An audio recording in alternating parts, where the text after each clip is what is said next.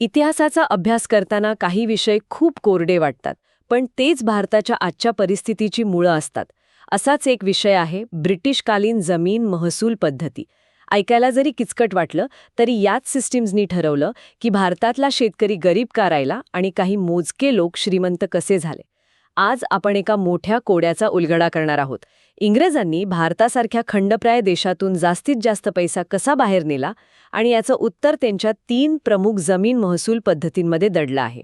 अगदी बरोबर. या केवळ कर प्रणाली नव्हत्या, तर त्या भारताच्या आर्थिक आणि सामाजिक रचनेवर केलेले मोठे प्रयोग होते. पहिला प्रयोग फसला, दुसऱ्याने शेतकऱ्याला थेट निशाणा बनवला, तर तिसऱ्याने संपूर्ण गावालाच वेठीस धरलं. हा सगळा प्रवास कसा घडला हे समजून घेण्यासाठी आपल्याला वॉरन हेस्टिंग्सच्या काळापासून सुरुवात करावी लागेल. बरोबर, म्हणजे थेट एखादी मोठी सिस्टीम लावण्याऐवजी त्यांनी आधी काही चाचपणी केली. काय होते हे सुरुवातीचे प्रयोग? वॉरन हेस्टिंग्सचा काळ हा एक ट्रायल अँड एररचा किंवा म्हणूया प्रायोगिक काळ होता.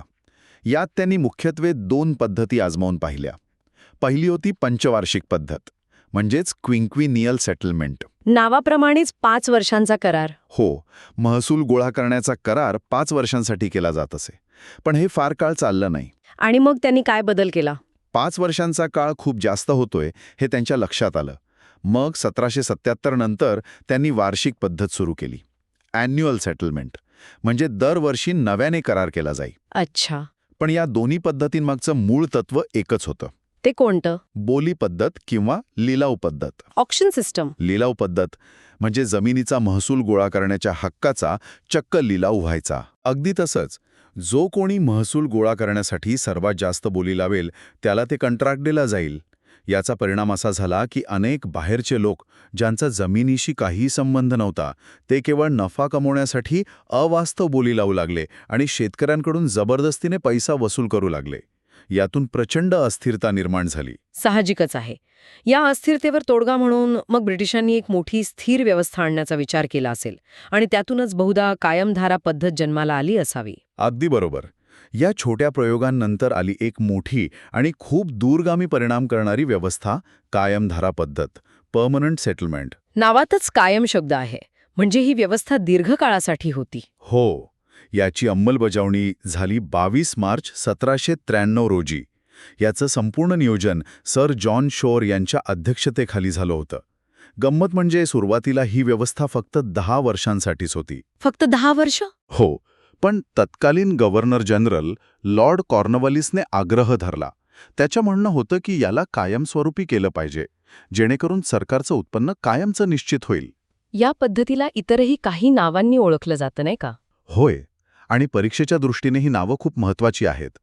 कायमधारा पद्धतीलाच जमीनदारी, जहागीरदारी, मालगुजारी आणि बिस्वेदारी असंही म्हटलं जातं. अच्छा. ही पद्धत प्रामुख्याने बंगाल, बिहार, ओरिस्सा, मद्रासचा काही भाग, उत्तर कर्नाटक, वाराणसी म्हणजे मध्य भारत आणि अवध या प्रदेशांमध्ये लागू होती. एकूण विचार केला तर भारताच्या सुमारे 19% भूभागावर ही पद्धत होती. मला यातील सूर्यास्त नियमाबद्दल म्हणजे सनसेट लॉ बद्दल नेहमीच कुतूहल वाटतं. म्हणजे सूर्यास्तापर्यंत पैसे नाही भरले की थेट जमीन जप्त. हे इतकं कठोर का होतं? कारण सरकारला त्यांच्या महसुलात कोणताही व्यत्यय नको होता.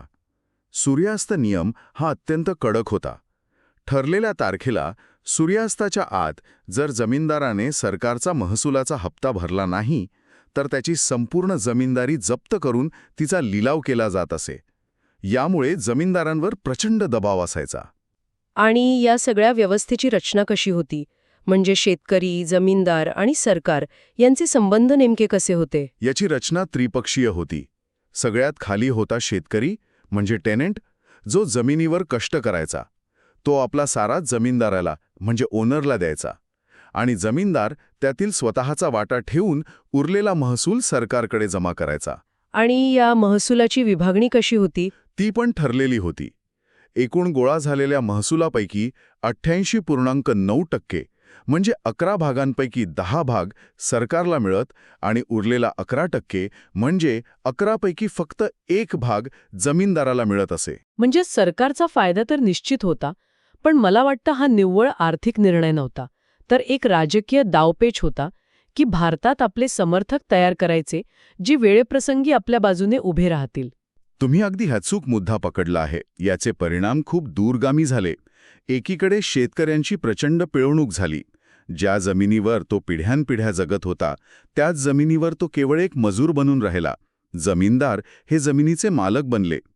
सरकारचं उत्पन्न स्थिर झालं, पण देशाचा खर्च वाढल्यावर त्यात वाढ करण्याची काही सोय नव्हती.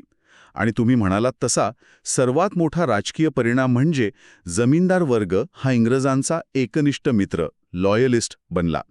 याचा उपयोग इंग्रजांनी 1857च्या उठावावेळी करून घेतला. या पद्धतीचा सर्वात मोठा दोष कोणता म्हणता येईल?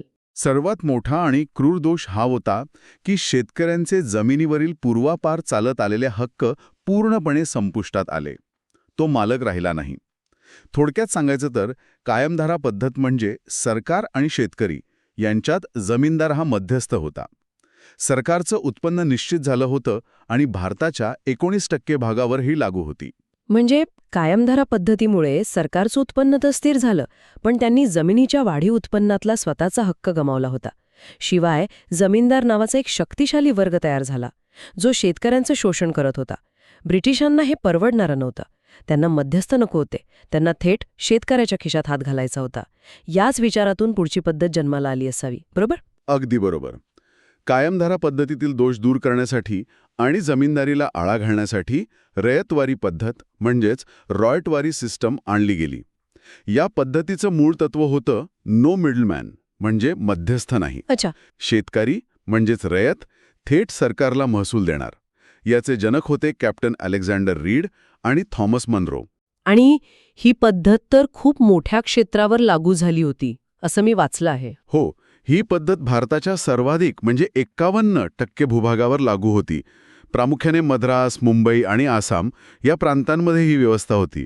यात महसुलाचा दर सुरुवातीला जमिनीच्या एकूण उत्पन्नाच्या 1/3 होता, पण नंतर तो क्रूरपणे 50% ते अगदी 66% वाढवण्यात आला.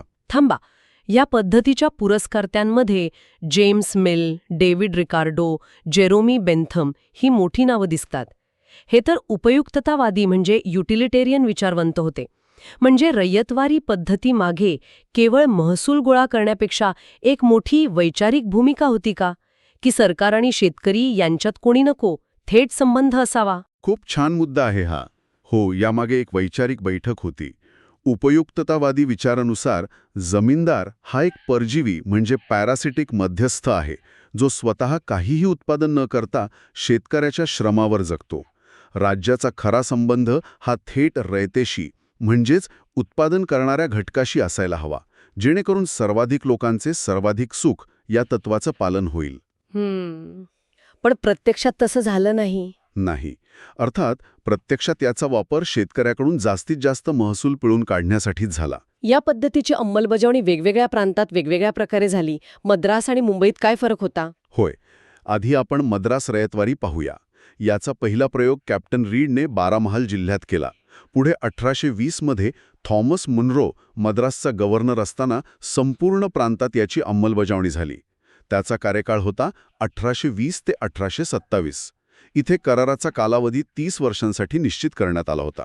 आणि आपल्या मुंबई प्रांतात? मुंबईत रयतवारीची सुरुवात गव्हर्नर माउंट स्टुअर्ट एल्फिन्स्टनने केली. महाराष्ट्रातील घटनाक्रम पाहिला तर लॉर्ड हेस्टिंग्सच्या काळात रयतवारी लागू झाली. 1821-22 मध्ये डेक्कन कमिशनर चॅप्लिनचा अहवाल आला. त्यानंतर 1825 मध्ये R.K. प्रिंगलने इंदापूर तालुक्यात एक सर्वेक्षण केलं. हेच ते प्रिंगल ज्यांनी रिकार्डोच्या सिद्धांताचा वापर करायचा प्रयत्न केला होता. होय. डेव्हिड रिकार्डोचा एक खंड सिद्धांत आहे, थिअरी ऑफ रेंट, जो सांगतो की सारा हा जमिनीच्या निव्वळ उत्पन्नावर म्हणजे नेट प्रोड्यूसवर आकारावा. प्रिंगलने हाच सिद्धांत वापरून इंदापुरात 55% सारा निश्चित केला. पण कागदावर तर ही कल्पना चांगली वाटते की शेतकऱ्याचा खर्च वजा करून उरलेल्या उत्पन्नावर कर लावावा. मग प्रत्यक्षात काय चुकलं? चुकलं हे की हजारो लहान शेतकऱ्यांचा निव्वळ नफा मोजणार कोण? प्रत्येक शेताचा खर्च वेगळा, प्रत्येक पिकाचा हिशोब वेगळा. यात भ्रष्टाचार आणि गोंधळाला प्रचंड वाव होता. शिवाय अंदाजे लावलेला कर इतका जास्त होता की शेतकरी तो भरूच शकले नाहीत. त्यामुळे प्रिंगलचा प्रयोग सपशेल अपयशी ठरला. मग पुढे काय झालं? पुढे 1835 मध्ये लेफ्टनंट विंगेटने गोल्डस्मिथ आणि कॅप्टन डेव्हिडसनच्या मदतीने जमिनीची शास्त्रीय पद्धतीने फेरमोजणी केली आणि कर निश्चित केले. मुंबई प्रांतातही कराराचा कालावधी 30 वर्ष होता. आणि या कामासाठी महाराष्ट्रात जिल्हावार वेगळे अधिकारी होते? हो, साताऱ्यात ग्रँड डफ, कोकणात नेपियन्स आणि खानदेशात कलेक्टर ब्रिग्स यांसारख्या अधिकाऱ्यांनी रयतवारी व्यवस्था लागू केली. थोडक्यात रयतवारी म्हणजे शेतकरी आणि सरकार यांच्यातील थेट संबंध. ही सर्वाधिक 51% भागावर होती, पण यातला सारा दर इतका जास्त होता की शेतकरी सावकाराच्या जाळ्यात अडकत गेला. आणि याचंच पर्यावसान पुढे दख्खनच्या दंग्यांमध्ये झालं का, जिथे शेतकऱ्यांनी सावकारांची खतावणी जाळली? अगदी. आपण त्यावर पुढे बोलणारच आहोत. पण आता तिसरी आणि शेवटची पद्धत पाहूया. आपण या तिन्ही पद्धतींना 3 वेगवेगळ्या मोबाईल प्लॅनसारखं समजू शकतो. कायमधर म्हणजे फिक्स्ड प्लॅन, सरकारला ठराविक रक्कम मिळणार. रयतवारी म्हणजे पे पर यूज, थेट ग्राहकाकडून म्हणजे शेतकऱ्याकडून बिल घेणार. हा, छान उदाहरण आहे. म्हणजे मग तिसरी पद्धत फॅमिली प्लॅनसारखी होती का? एकदम बरोबर. म्हणजे संपूर्ण गावाला मिळून एक बिल येणार आणि ते त्यांनी आपापसात वाटून भरायचं. हीच का ती महालवारी पद्धत? अगदी बरोबर. तिसरी पद्धत होती महालवारी किंवा मौजेवारी पद्धत. इथे महाल म्हणजे गाव किंवा गावांचा समूह. यात कर भरण्याची जबाबदारी वैयक्तिक शेतकऱ्याची नव्हती, तर ती संपूर्ण गावाची सामुदायिक जबाबदारी होती. गावाचा प्रमुख, ज्याला लंबरदार म्हणत, तो सगळ्यांकडून कर गोळा करून सरकारकडे जमा करत असे. ही संकल्पना कोणाची होती आणि ती कशी विकसित झाली? ही संकल्पना हॉल्ट मॅकेन्झी याची होती. त्याने 1822च्या नियमानुसार ही पद्धत आणली. पुढे 1833 मध्ये लॉर्ड विल्यम बेंटिंगने यात सुधारणा केल्या. त्याने जमिनीची उत्पादकता तपासून त्यानुसार सारा निश्चित करण्यावर भर दिला. बेंटिंगने अलाहाबाद येथे एका महसूल बोर्डाची म्हणजे रेव्हेन्यू बोर्डची स्थापनासुद्धा केली. आणि माकिनबर्डला महालवारीचा जनक का म्हणतात? कारण मार्टिन बर्डने पर्यवेक्षक म्हणून या पद्धतीची प्रत्यक्ष अंमलबजावणी केली. त्याने पहिल्यांदाच शेतजमीन आणि पडीक जमिनीचे व्यवस्थित नकाशे तयार केले, जमिनीची प्रतवारी केली. ह्या कामामुळे त्याला उत्तरेतील जमीन महसूल व्यवस्थेचा जनक किंवा महालवारीचा जनक मानलं जातं. यात कराचा दर खूप जास्त होता असं ऐकलंय. हो, सुरुवातीला तर तो अकल्पनीय होता. सुरुवातीला दर 80% होता. 80%? म्हणजे शेतकऱ्याकडे स्वतःसाठी उरणार तरी काय? काहीच नाही. ही एक प्रकारची कायदेशीर लूट होती. अर्थात हा दर अव्यवहार्य आहे हे नंतर त्यांच्या लक्षात आलं. तो आधी 66% आणला आणि पुढे 1855 मध्ये लॉर्ड डलहौसीने सहारनपूर नियमानुसार तो 50% आणला. आणि ही पद्धत कुठे होती? ही पद्धत प्रामुख्याने पंजाब, आग्रा, अवध, मध्य प्रांत, वायव्य प्रांत आणि गंगा यमुना दुआब या सुपीक प्रदेशात होती. भारताच्या एकूण 29% भूभागावर ही पद्धत होती आणि तिचा कालावधी 20 ते 30 वर्षांचा होता. आपण मगाशी रयतवारीबद्दल बोलताना शेतकरी कर्जबाजारीपणाचा उल्लेख केला होता.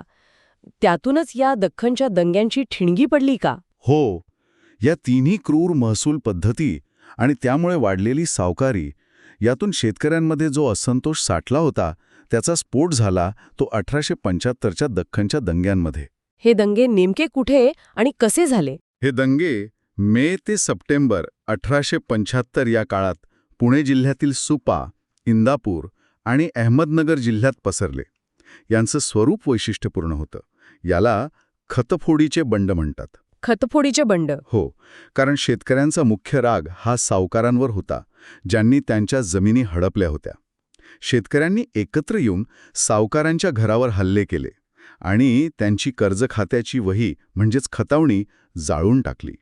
हा एक प्रकारे कर्जातून मुक्त होण्याचा सिंबॉलिक प्रयत्न होता. या आंदोलनाला काही सामाजिक नेत्यांचा पाठिंबा होता का? निश्चितच. सार्वजनिक काका म्हणजेच ग वा जोशी यांनी पुणे आणि नगर भागात फिरून शेतकऱ्यांच्या बाजूने आवाज उठवला आणि सरकारकडे अहवाल सादर केले. त्याचबरोबर महात्मा फुले यांनीही नगर आणि जुन्नर भागात शेतकऱ्यांना उघडं समर्थन दिले. या दंग्यांचा परिणाम म्हणून सरकारला जाग आली आणि त्यांनी 1879 मध्ये डेक्कन ॲग्रिकल्चरिस्ट रिलीफ ॲक्ट हा कायदा मंजूर केला.